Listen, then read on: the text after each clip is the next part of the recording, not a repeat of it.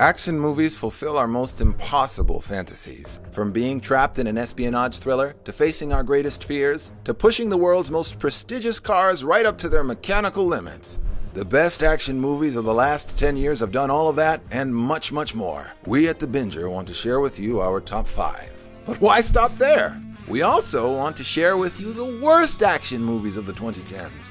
Sometimes you don't want to watch the best of the best of the best of the best. Sometimes it's nice to kick back and watch other people fail at their jobs. And we'll be leaving out superhero movies.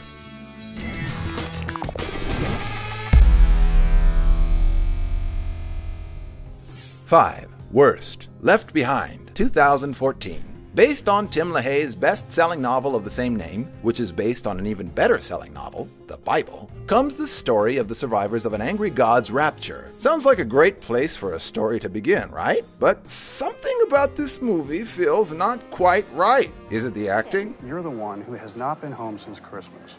I have school. The special effects? Is it the dialogue? Want to know what I think? No. We think it's just a combination of the script, story, extras, crew, direction, visuals, sounds, editing, and writing, as well as the people and what they're saying and doing. This whole movie is a crash and burn only to be watched as a dare. Okay. We're done with you, Nick Cage, for now. 5. Best, Mad Max Fury Road, 2015.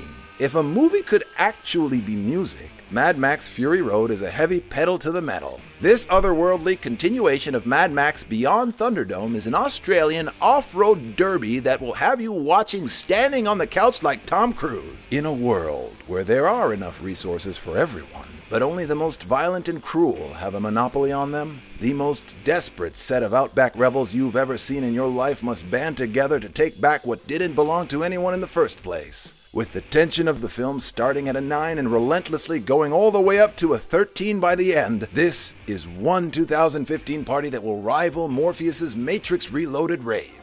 And we are not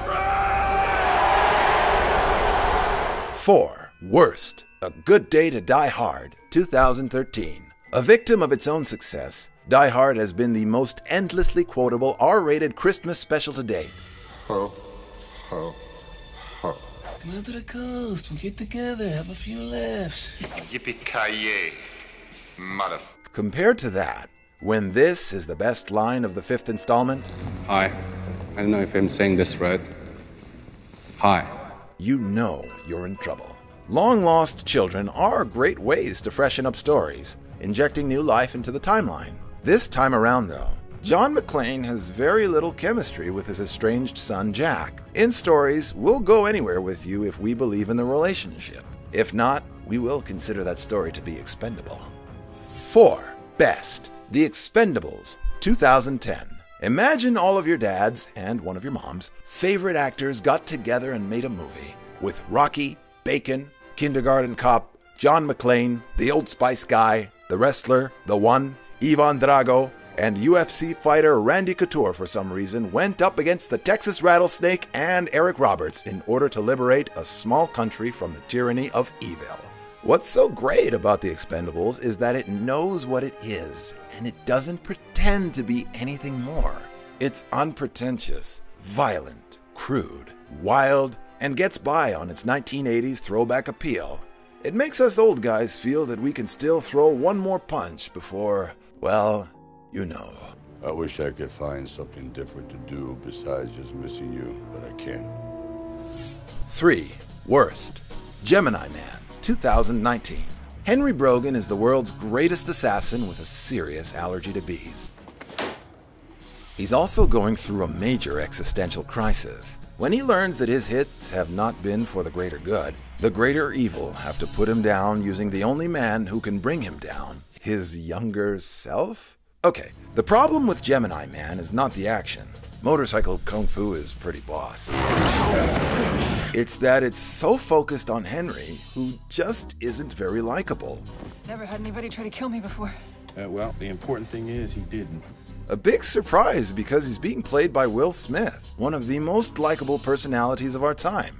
We empathize with characters who empathize, and without that, we just don't care what happens to them. And to be honest, Will, we like your kids and all, but a DJ Jazzy Jeff cameo would have really elevated this movie. 3. Best. Mission Impossible Fallout, 2018.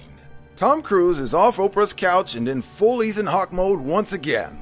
With just a little bit of help from Marcellus Wallace, this super spy skydives into a nightclub to fist fight an enemy in the bathroom, only to be saved by none other than mustachioed Superman, with some carefully crafted misdirection. A motorcycle chase that'll make your bones shake. And enough running to put you out of breath for the 2 hours and 27 minutes runtime. This espionage thriller accomplishes its mission. It makes us believe that the impossible won't be possible for the 6th time, all the way to the end. 2. Worst. Drive Angry, 2011. This one almost lost us right at the title. Black with sugar. We can all agree that Nicolas Cage is both one of the best and worst actors of our time. He even occasionally switches back and forth in the same movie. You do that very well, Tracy Peach.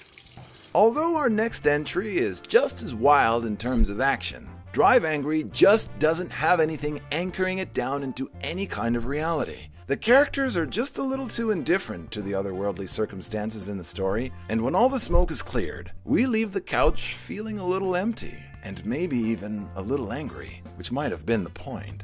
Okay, Nick Cage, we're gonna leave you alone now. We promise.